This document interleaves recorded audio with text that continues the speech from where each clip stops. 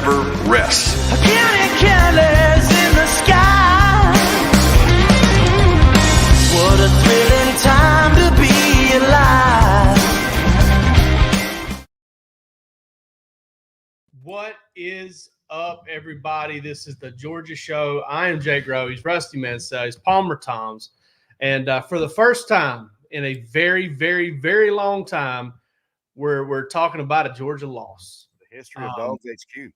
Yeah, I mean, well, second loss in the history of DawgsHQ.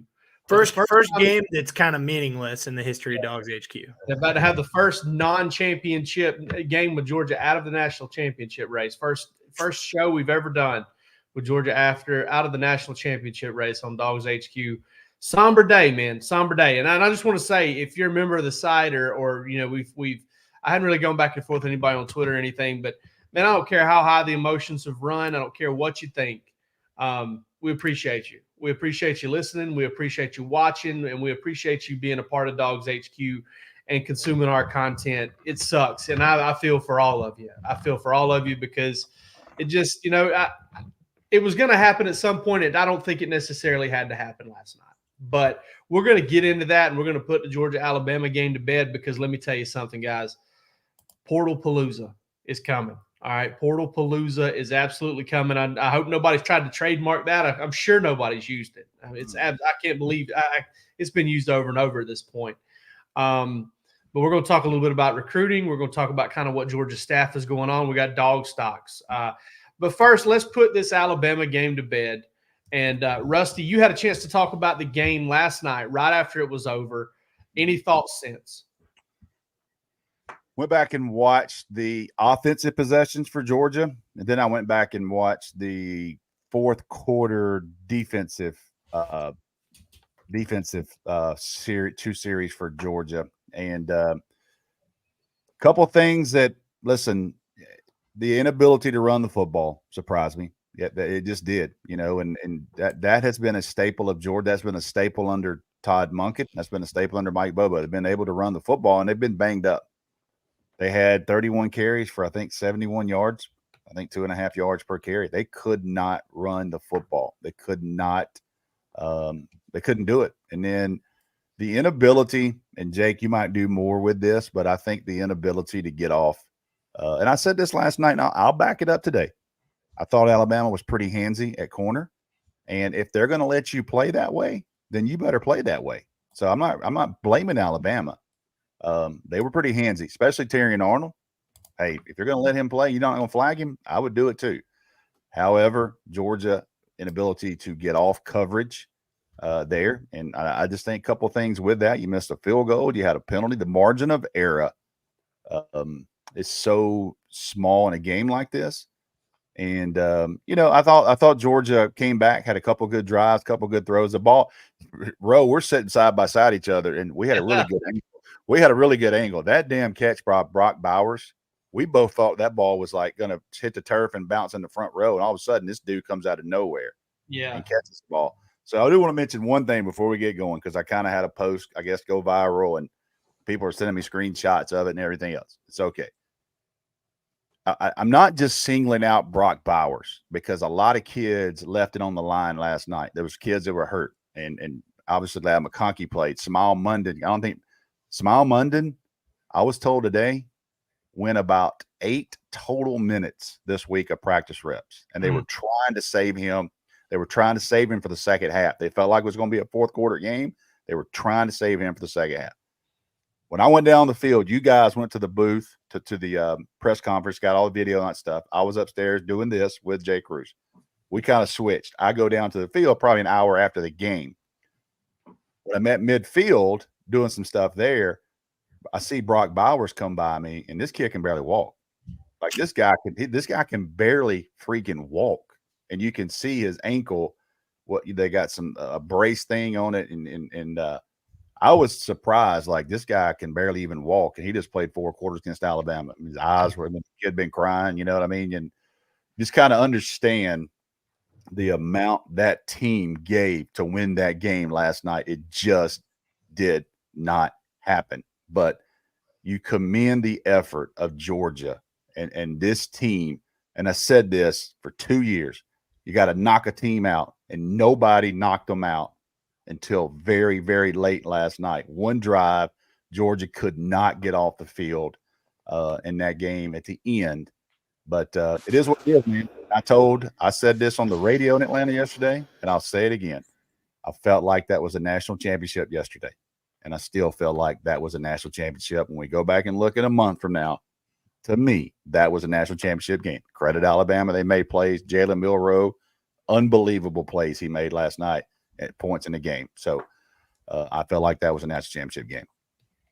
Could be. Could absolutely be. Palmer, we you and I are new to this, sharing our thoughts on a Georgia loss. What do you think? Yeah, I think it's understandable for a lot of fans to be frustrated, and obviously the officiating is going to be something that's discussed. And I said this to you, Jake, and Georgia didn't lose that game because of the officiating. There was absolutely some things that didn't go their way that hurt them, but Georgia had chances to overcome it. And so I think that's the frustrating part, is that this team was not completely healthy for this game, and you didn't feel like that they played their best. And, I think with the defense, yesterday you give up 27 points. I think if somebody had said that Georgia was going to give up 27 points, I think a lot of us had that kind of around that area for the score prediction. We all just thought Georgia's offense would score more than 30 points. And, I think that the injuries to those players, Ra Thomas not being available, he's a guy that's made some plays for this passing game throughout the season. Brock Bowers and Ladd McConkey both having, big ankle braces on. You just saw, I don't want to call it a wear down effect because everyone's worn down at this time of the year. But you saw a Georgia team that did not look like itself. They had spurts, but, just was very worn down. And when you're playing a team that is equally talented as you, it makes it that much more imperative that you are able to go 4 quarters. And I don't think that the health of this Georgia team was able to do that. Yeah, man, the officiating thing is kind of tough for me because I get it. And I totally agree to an extent that Georgia did have their chances to overcome it. But, man, the one that is really tough to swallow, I know for Georgia fans, tough for me to swallow just thinking about it, is that 4th down deal. Because that is some things are judgment calls, and you can understand, like, all right, you got it wrong. All right, you just missed, like the Malachi Starks pass interference penalty. Like, that was super ticky-tack, but whatever, honestly, I thought in real time they got it right. Like, and then we saw the replay. I was like, whoa, maybe that wasn't. But the ball hits the ground, it moves, that converts to 4th down, that puts 7 points on the board for Alabama. And while I didn't have any confidence in the offense at that point based on how it was playing in the first half, I didn't have much at all. That took an opportunity. It wound up being a bigger deal. Yeah, it took an opportunity away from Georgia's offense. I mean, if that play gets reviewed and Georgia comes away with the momentum there and comes down and gets 3 and then is able to put something together after the half, and Georgia, instead of being down 10 points basically for most of the second half, is able to lead that game again. So that's listen, I'm not going to sit here and say that's why Georgia lost. I don't think it is. But, man, I tell you what, Georgia fans who are going to say that and are going to pound that drum, I have a hard time sitting there telling you you're wrong. I will say that. So let me chime in. Should Kirby not have called a timeout there? I mean, he had. I understand his reasoning on that in that situation, and he's like, you're trying to save your timeouts there. But my thing is like once they got the 1st down, I don't know how much timeout saving you're doing because you've got 1 left anyway. To me, so somebody in the box has got to help him. Right. Yeah. And to that's not I'm not taking up for Kirby. Somebody in the box has got to tell him, hey, because I'm sitting beside you guys and my phone started blowing up after the next play. Like, how was that not reviewed? I had no idea what they were talking about. Right. Somebody in the box has got to say, we got to review that play. So Yeah, that and in hindsight, by the way, covering that game from the box was absolutely the worst place to cover that game if you're trying to Yes. figure out what the hell's going on in that game. They don't show replays. Yeah. They don't Yeah. show replays. So we found out when you guys found out, we found out on social media. So there was no. I found out after the football game. Yeah. I had no idea. I had no idea that was even in controversy till I looked at my phone and had gotten a bunch of texts sending me short videos from TikTok and Facebook reels. To me, I just would have, and I know that, it's in real time. It's so difficult for a coach who's down there on that sideline that's not able to get a great replay or whatever to make that call. But calling a timeout there, he had two, if I'm not mistaken. Call a timeout. He had one because he had called one after the third down, after the 17-yard completion on third down to make it 4th and 4. Kirby called a timeout to stop the clock. To me, I still just call the timeout because you've given up that back-breaking 4th down conversion. Yes, okay. And you regroup your defense to kind of plan how you're going to force a field goal. And in the midst of that timeout, you ask for a review. And, best case scenario, you get your timeout back, you get the ball, and you don't give up 7 points. Worst case scenario, you have regrouped your defense to best prepare them to go out and try to get a stop. Yeah, I can definitely see that. In hindsight, that's definitely a good point. Another point I want to make is, Marius Mims goes out, and that sucked. I mean, that was terrible for Georgia. Georgia has the opening drive. So, I kind of went back and kind of really looked at it close today. So everybody's like, well, Georgia had to open and drive and then they went into a shell. Not true. Okay. And this is why. Georgia goes open and drive, 8 plays, 84 yards, touchdown. Beautiful drive. Then they go 3 passes. They stay on the attack. Now, I think Carson Beck made the wrong decision on an RPO on that first down play and put Georgia in a 2nd and 13. I think he should have handed the ball to Kendall Milton because, Alabama was all over Bowers. So, that's kind of a miss for Beck, and that's going to happen for every quarterback in every game. But Georgia threw the ball 3 times. Then Mims comes out of the game, and I think Georgia overreacted just a little bit to losing Mims and being concerned about protecting the quarterback. Like, I think they felt like that they needed to give maybe Xavier Truss a chance to settle in there at right tackle before they started throwing the football. And so they went run. Now, run. If you want to get real technical about it, they ran it for 6 yards. They ran it for 2 yards, and then they had 3rd and 2. You still need to be able to pick that up. I think we've all 3 agreed that maybe wasn't the best call. Georgia kept trying to attack the edges on 3rd and short when they actually had more success in short yardage between the tackles. I thought Kirby had an interesting comment after the game. He said that at one point, I'm not sure if it was that specific one, but he may have said both 3rd down instances. They felt like if they didn't lose yards, they were going to go for it. Well, if you've got that mindset, I feel like the best way to do it is to get downhill rather than, back up to go forward. But listen, I don't think Mike Bobo had his best game. And I think if you were to, if Mike was to say, hey, let's all meet at Flanagan's downtown and I'll tell you how I feel about how I coached, and I'll be completely honest with you, I think he'd probably say, there were some things I'd do different. He'd probably do that in a lot of wins too. All right. So I'm not going to sit here and bash him or anything like that. But I don't think it was the best game he's called this year. I don't think it was the best game Carson Beck's played or the best game Georgia's offensive line's played. But ultimately, I felt like Georgia battled, and they battled hard, and they battled against a good football team.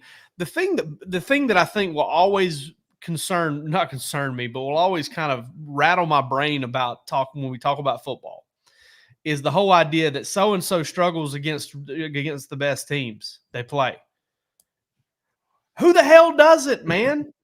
Who does? I mean, when you play really good teams, you're going to run into brick walls sometimes, dude. And it's harder to do your job and do it well when you're playing against people that are really good. Yeah. That's like somebody saying, man, my back, I tell you what, my back only hurts me when I lift heavy bales of hay. Those light bales of hay, they don't make my back hurt at all. Here's Georgia through 4 games in Mercedes-Benz. Correct me if I'm wrong, Ro. This will be 3 coordinators, Chaney, Monken, and Bobo now. 28 points, 23 points, 24 points, and 24 points.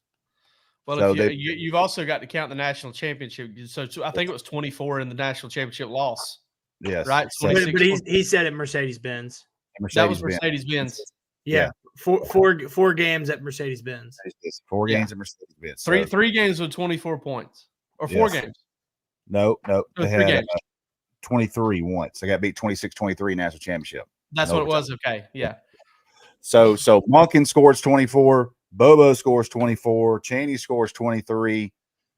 It's just something. Chaney scores 28. Just an outburst. Yes. Yeah. With Jake Fromm throwing it all over the place. You know what I mean? Yeah, 303 yards. So it's just one of those deals, man. And this is the last hurdle. And Kirby Smart is going to answer this question, and he knows it. And it's going to start SEC Media Days. Can you beat Alabama in that building? Period. Yeah. And that's just going to be the next thing. I thought about that last night, and I walked out there last night. I'm thinking, are we going to be sitting here next year, and is this going to be Texas and Alabama in this building, or is it going to be Georgia and Oklahoma in this building? I mean, this is going to be totally different deal next year on how this thing plays out. You know, the East and West it's gone.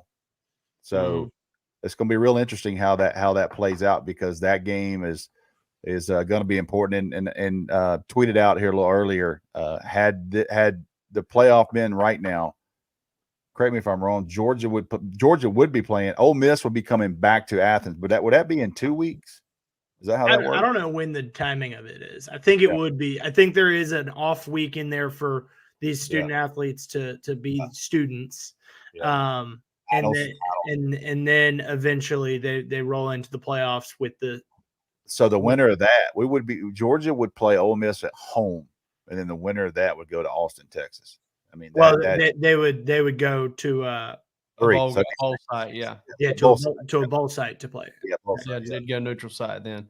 One more stat that I want to point out: Georgia scores to make it 20-17 in that game. I just happened to look at the stats at this point in the press box.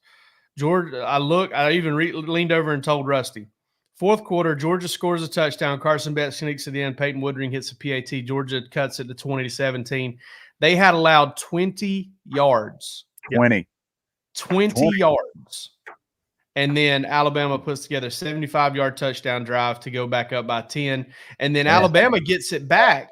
Yeah, Alabama gets it back after Georgia cuts it to 3 again. I look at the numbers. Georgia had allowed 74 rushing yards in the whole game. Now, that's counting sacks too. 74 rushing yards. Jalen Milroe goes for 30. Jalen Milroe goes for 12. Game over.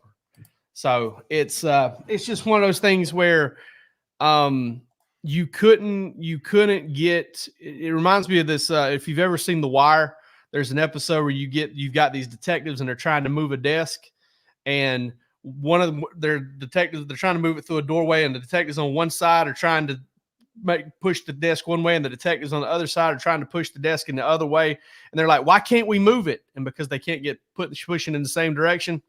That's how Georgia was. When the defense stood tall and gave them a chance to get back in it, the offense just couldn't get it going. And then when the offense couldn't get it going, the defense couldn't get, the offense was getting it going, the defense couldn't get stops. And what ended up happening was Georgia ended up losing by 3 off a turnover and a missed field goal. And that's the margins, for everything that was there. Georgia just didn't get it done. And listen, it was going to happen. And like I said, I'm with all of you. I didn't think it had to happen last night, but I ain't ready to fire anybody either. No. Now, before we maybe Palmer, but that's it. Yeah, I wouldn't blame Palmer you. would be the only guy on the chopping block after yesterday. Now, let me ask you this, both of you guys, and I think I know the answer. Is Georgia still one of the best 4 teams in the country? Yes. Yeah. Oh yeah. No, you can't put them in, but yeah, they're one of the best. And every one of us understands why Georgia was not put in the playoff today. But I think that there is no debate. And look, we're listening to Mike Norvell today, and I know it's coach speak and you're going to compliment the teams that you're going to play and whatnot. But he said, look, we're honored to be able to have an opportunity to play the team that has been the best in the country for the last 3 years. That says a lot about, and that includes this season. That says a lot about where coaches and people around this sport still view Georgia, even with that championship game loss. Did you see, and it was great TV, the Michigan reaction when Alabama popped up there? Yeah, I haven't seen it yet, but apparently they didn't want any of it. There was an audible groan. Dude, it was like, and then you see players like do this, like lean back, like, oh boy. And then they start clapping. But I'll say this. I wonder if that was because they were Let me say this. Let me say this. No, that was not. Nobody wanted Georgia in this thing, and nobody wanted Alabama in this thing. You know what I mean? Nobody wanted Georgia. If this was a 12-team playoff, Georgia would probably have at worst the second best odds, and it would only have the second best odds simply because it has a longer road. If you gave Georgia 3.5 weeks to get healthy, 3.5 weeks, I'm not sure they would be underdog to anybody in Vegas. No, they wouldn't. Including Alabama. It might be a 1-point game. It might be a 2-point game. If Georgia was 3.5 weeks healthy and they were going to play Michigan in the Rose Bowl, Georgia would be a favorite. Yeah. Nobody wanted Georgia and Alabama in this thing. That's just, I'm not being SEC homer. I don't give a damn. I'm telling you right now, nobody, Michigan didn't want them in. Texas didn't want to have to, Texas didn't want to have to beat Alabama again. You know what I mean? I get it. So, but that's you go back and watch that reaction. Go back and watch that reaction. And I'll tell you this, man. We get a comment right there. Nobody wants Texas.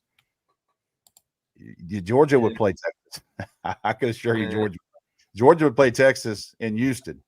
They might get beat, but they would be zero hesitation to go play them. Give them 3.5 weeks of healthy. I'm pulling for the other dogs in this one. I'm going to pull for those purple dogs because I watched them play on Friday nights. First time I've watched a whole game. I've watched some second halves this year, and I like Roma Dunze. I like Michael Penix's story, fighting through all the injuries he's fought through. It'd be cool to see Washington in the last year of the Pac-12 kind of get it done. But we'll see how all that goes. All right, hey, Palmer. Let's talk about some game time real quick, okay? Let's do it. All right. Orange Bowl, I like the venue, man. Hard Rock is awesome. It's beautiful. Go ahead and lock in your Rose Bowl. I mean, your Rose Bowl tickets too. Get those too. But go ahead and get those Orange Bowl tickets locked in. Beautiful stadium. Really nice. I enjoyed the press box there. I thought the press box was amazing. Sorry, a lot of you guys won't get to see that one. But go check out gametime.co. Download the app. Get your Orange Bowl tickets. Get down to Miami. Get some sunshine, some vitamin D. Feel good.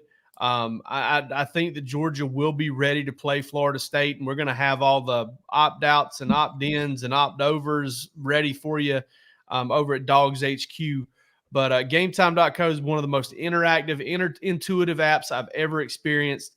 They do a great job telling you exactly how you're going to see the action, where you're going to see the action from. They specialize in the last minute tickets, but you can also get them well ahead of time too. And if you use the promo code DAWGS, DAWGS, you can get $20 off your first order. Terms apply. But definitely check out gametime.co. Download that app. You will be impressed. You will absolutely be impressed. And Georgia versus Florida State in the Orange Bowl would be a perfect time to put that to good use. All right, now, Rusty, what all right, Georgia's coaching staff just experienced a gut-wrenching loss last night. They've worked their tails off for 13, 14 weeks in a row. They got in the recliner today and kicked back, didn't they? They got to kick back in the recliner, and they watched the Eagles. They got off the couch today after Eagles 49ers was over with, right? How tired are you today, Jake? Kinda, pretty tired. I'll be asleep within 15 minutes of the end of the show. Palmer, how tired are you? Pretty tired. All right, so let me ask you both of this. You went through this weekend. You did what you did. What if I'd have told you both of you pack a bag right now and you're going to hit the road for 5 days in a row? You're not coming back till next Friday night. You're not going to sleep in your bed. You're going to be in the airport. You're going to be in schools. You're going to be recruiting. And it's going to be about 7 a.m. to about 9 p.m. until next Friday when you get back in town. And then we regroup as a staff and we have a weekend. So Yeah, and nobody feels sorry for Georgia. Nobody feels sorry for Georgia. I believe I'd do it for $800,000. Yeah, I was gonna say, do I get the money? Money, but I'm telling you that's where these guys are. They had a hell of a loss. Kids were. I talked to DJ Shockley, one of our good buddies. I do some stuff with DJ Shockley, and I was talking to Shockley after the game, and he has all access. He's in the locker room, and he said, Rusty, that thing was emotional. He said, man, there was a lot of tears, a lot of young kids. Felt like they let the seniors down. A lot of the seniors were, they understand that game and what it probably meant. And I was told that Kirby Smart was very honest with them last night, guys. It is slim chance that we're going to get in this thing, and he told his team straight up last night, watch this thing, but the odds are very slim that we're going to get in this thing. So, it is what it is. But those guys, they don't stop, man. They don't stop. And, Georgia is having to do like everybody else in the country, trying to manage their roster is the most important thing, because this portal tonight at midnight is going to be wide open for 30 days. Perfect transition. We're not even going to get into the rest of this. By the way, Dale McGee got on a flight last night, didn't he? He got a flight last night, and I gave some scoop. I'll give it out here if you want to, because we've had it all day on our side. He's doing an in-home visit with Nate Frazier. Yeah. The number one running back in the country, verbally committed to University of Georgia. Expecting him to sign here in a couple of weeks on National Signing Day. So Dale McGee didn't get to go home, dude. Dale McGee lost a game last night, and he's cross-country red-eye to California to get on the road today. So tells you what those guys are doing. We got some good stuff coming. Got some other stuff coming tomorrow. We're expecting some news pretty soon on Carson Beck at some point. Quickly, and we will have you covered on DawgsHQ. I'll be writing some stuff late tonight or very, very first thing in the morning. Latest thing I'm hearing on all that. And Smile Munden, all those guys, are they coming back? Javon Bullard puts out a tweet today. Is he done at Georgia? We're going to have all that. Means. We're going to have all that on DawgsHQ early tomorrow morning. Awesome. Well, Rusty, I got to say something real quick. The way you say number one running back in the country, verbally committed to the University of Georgia, you just transported me back to the countdown to signing day. Just the way you said that, it sounded just like those dudes used to talk on countdown to signing day. Jamie Newberg. Yes, exactly. And, several different dudes helped Jamie with that thing for years, but God, I came up on that show. Forrest Davis started it. Yeah, absolutely. I mean, the kings, the godfathers of this business. All right, you had transition that's really good before I screwed it up. But Portal Palooza, you mentioned it coming at midnight tonight.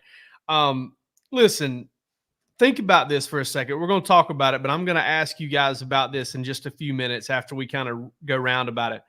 An over-under number on how many guys Georgia takes out of the portal. You have to listen to me. You be real clear on this. If you take one, you have to lose one. So it has to be spot for spot in the portal. So there's that too. So think about that. And keep in mind that they have 27 kids committed. Yeah. So spot for spot with portal. So that throws you math in there, Ro. Yeah. Yeah. I learned that yesterday. Started talking about how many, and it's depends on some guys leaving. Expect some guys to leave. I'll throw a number out there, and I'll be very safe with this. Very safe. I would be surprised if Georgia does not add minimum 5 to 6 in this class. Yeah, right. Minimum. I was gonna set the over under at 6.5. That's a lot. That's a lot compared to where they've been. Yep. Because I mean, last year they took 3. The year before, 0. Well, I can tell you right now, they're taking more than 3. They wanted to take 4 the year before that, because they had they took Darian Kendrick, they took Eric Gilbert, Smoke Bowie. No, that was the next year. Oh yeah, Smoke Bowie was 2 years later. Maybe they tried to take 3 that year because they wanted to take Brandon Turnage as well. Yeah. But just couldn't make that stick, I think, with getting Kendrick. But I thought they tried to take 1 more that year. I could be wrong. Tyke Smith. Tyke. You're right. Yeah, Tyke. Yeah. They wanted to take 4 that year. But yeah, I'm with you, Rusty. I think an absolute minimum of 5, 6 or 7, very, very possible. because they're going to want to take multiple guys, and we're not going to get into targets. We're talking about that over at DawgsHQ. So if you want to get specifics, you can. But they're going to want to take 2 to 3 defensive linemen. They're going to want to take 2 to 3 wide receivers. I think they're probably going to be in the market for an edge. I think they're probably going to be in the market for a running back. So you're looking at potentially 8 guys there. I mean, yeah, 6 to 8 is what you just gave. Just off the top. Yeah, 6 to 8, just right off the top right there. And that's it. And that's just, and they may take, like it wouldn't shock me to take if they took the right offensive lineman, offensive tackle, or a combo guy that they feel like they could play and get into a rotation. When if a safety popped in that they really like, would they maybe make a move? I don't know. It's one of those things that's tough to predict because you don't know who's going to go in, right? And if they feel like a guy can really help them, or if there's a guy that's hey man, my heart was at Georgia when I was getting recruited. This is where I want to be. Then and the staff really likes him. Then what do they do there? So there's a lot of moving parts here. I'll say this for everybody that's followed recruiting. Everybody that's followed recruiting throughout the last 10, 12 years, 5 years, whatever. December used to be really wild with those last 5 or 6 guys you were going to add. That's over. Now it's the 5 or 6 portal guys in December you're going to add. So basically it went from those OV. I don't even know if Georgia's going to have any official visitors in December except for portal guys that's going to be on campus. And they don't do photo shoots. They come in to look at depth charts and how you're going to use me. So when I say recruiting, somebody said, hey, it's going to be kind of calm. It's not going to be calm. It's going to be 6, 7 portal guys on this team. Plus you're going to have addition, subtraction, those types of things. So I already need a cup of coffee. I'm already can we get Celsius to sponsor us, by the way? I don't know if you noticed me yawn as you were saying that. I'm thinking I need the caffeine too. Why is it y'all think that Georgia's going after a bigger number in the portal than they have in the past? Is it because they're taking a bigger class than they normally take too. I think they just expect a ton of attrition. Is it that? Yeah. And also too, the portal has gotten a lot better. Yeah. The portal's gotten a lot better. Georgia is not going to take a guy over a high school kid that can't help them right now. And Kirby's said that in press conferences. He feels like he will never steer away from building a high school football roster at Georgia, but they're going to plug and play.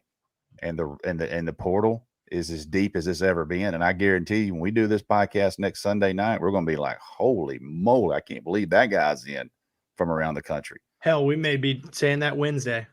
We could be. I'm just saying it usually takes a couple of days for this thing to – what happens is those kids come in tomorrow and say, I'm going to portal, and those coaches are like, wait a minute, what? So the negotiation starts then.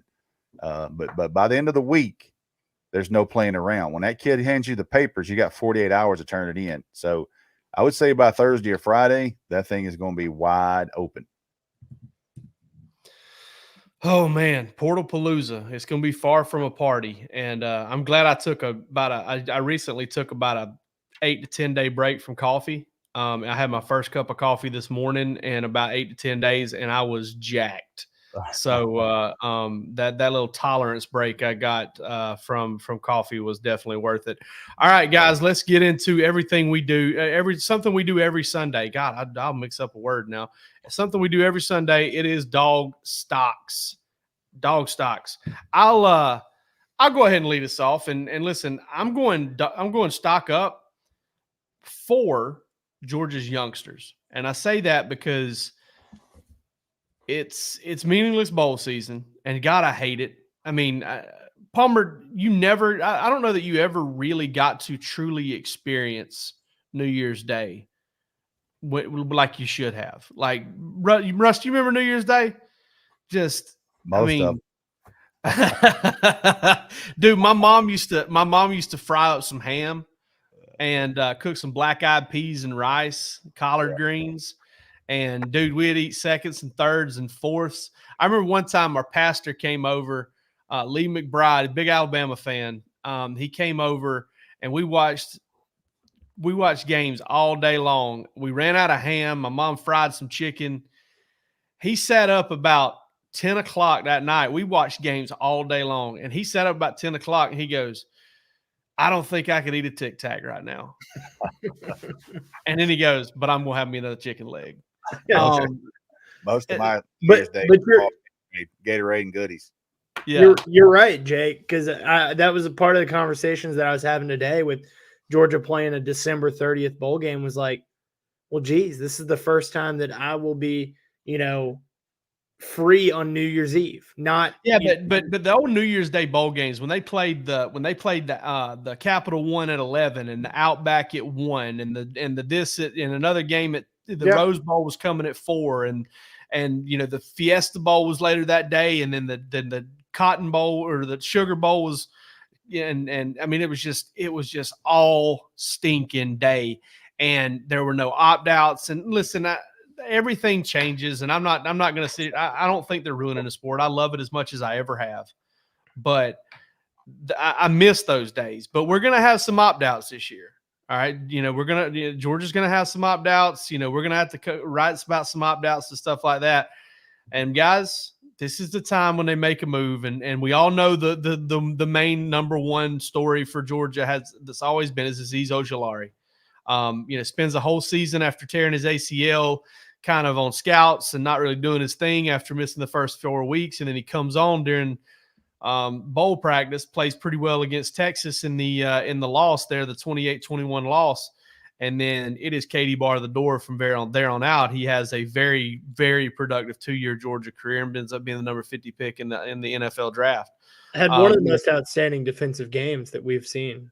Yeah. So all of you guys puffing your lips out about, we're not going to be motivated for this, and we need to decline this bowl game. There's a reason you don't. You're going to get 12 to 15 practices in. You're going to get some playing time for some young dudes. Next year starts now, and it's going to be a big one for Georgia. They're going to get some guys healthy, and I tell you what, man, I fully expect this Georgia team to come in ready to play. And somebody asked on the press conference today with Kirby, they said, "Hey, do you feel like you've kind of kicked the hornet's nest a little bit here, dealing with a Florida State team that's going to want to prove itself to the committee?" I don't know that Florida State hadn't kicked it a little bit of a hornet's nest a little bit here too, because Georgia ain't used to losing, and I'd be surprised if they're not going to be a little pissed off. Let me show my age on mine. So I went to the 1989 Peach Bowl at Atlanta Fulton County Stadium, and Georgia was 6-5 in the rain. They lost to Syracuse. Georgia is 12-1. They're going to the Orange Bowl, and people are absolutely crushed. I mean, people are absolutely not talking today. People are crushed.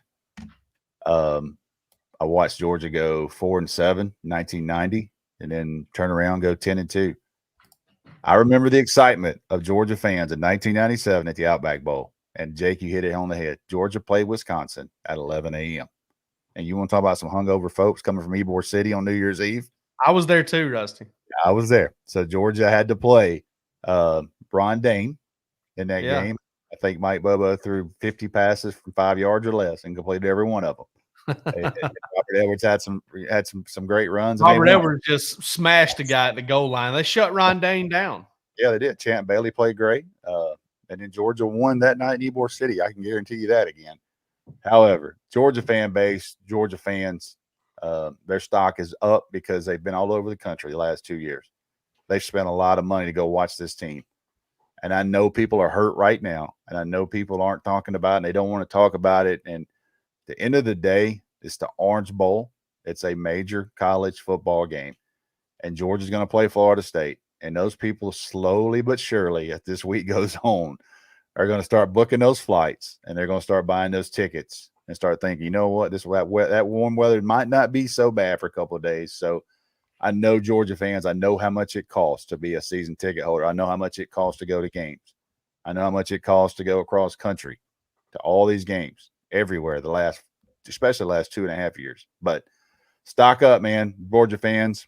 It's been a hell of a 2-year run.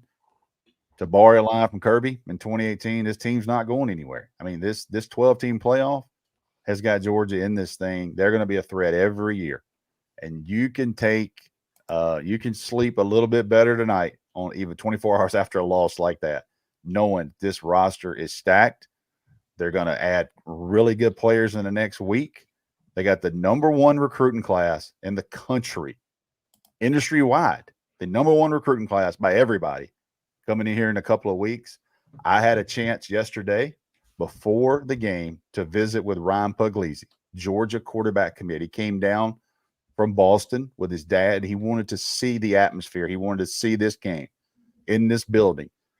And just talking to him and him telling me how tight this group is, their group text, can't wait. Man, you know what he did Friday night when he was in Atlanta? So him and his dad were in Atlanta for the first time. You know what they did? They watched Walton play on TV so he could watch Daniel Calhoun play. They sit in a hotel and watch Daniel Calhoun play. You know what I'm saying? That says a lot about who they are, what this class is about, how tight this group is. And he told me, man, he said, hey, me and Dylan Raiola, we've both tried to do everything we can to get the best players. So rest easy a little bit tonight. And, I think Georgia's fans still stock up for you guys because there's a lot of good days left in this team. Man, I'm supposed to follow that up. Follow it up, brother. I will, along those same lines, mine is something that I wrote in Rest and React today. And, I said it had been on, doing a little bit of reflection on the 29-game run that Georgia had. And, just saying that, look, for as much of a reality check as last night was and a gut punch that it was for Georgia fans, you can't take away the emotions of the last 2 years. And nothing, and I see it in the comment section here. People very much understand that what Georgia did over the last 2 years and into this year was special, and it's not to be taken for granted. Winning 29 games in a row in the SEC has never been done before. Winning back-to-back national championships is incredibly rare, and it should be celebrated. So, just kind of following up with what Rusty said, Georgia's not going anywhere. And, the 29-game thing is not going anywhere. The, back-to-back national championships, that's not going anywhere. The, emotions that Georgia fans felt, the highs and the lows of these last 3 seasons, they're not going anywhere. And I think that is something that every, person that's been around this program, you guys have been around it longer than I have. And there's people that have been around it longer than y'all have, but people that have been around this place for as an extended period of time understand that this has been a really cool, special time to be around Georgia football. All right, guys. Man, Rusty really hit home on that Outback Bowl. I was talking to my dad about that earlier today. I remember being just so jacked that Georgia was going to play in a New Year's Day bowl game. So and you remember now Georgia beat Tech on that throw from late in the game, Mike Bobo, and then everybody had to wait the next day to find out. And when they announced Georgia on a New Year's Day Outback Bowl, you were like, "Dude, it's on. We've made it. We're going to that first thing we said. We're going to Tampa." Everybody went the old sombrero stadium. Absolutely. Absolutely. And here, look at us now. Look at us now. Like 12-1 on the bowl. We're having to talk people off the ledge. This fan base has made it, man. Yeah, we're going. Me and Palmer's going to go hit some 15th Street fisheries and maybe going to get drunk at the Donya Beach Hotel. It's going to be a lot of fun. All right, guys, we'll be back Bark After Dark tomorrow night. Guests to be determined. Wednesday night we have the Georgia show back with you, and obviously no pregame show this week because no game. So y'all enjoy it. Take care. We love you. We appreciate you. And this has been the Georgia Show.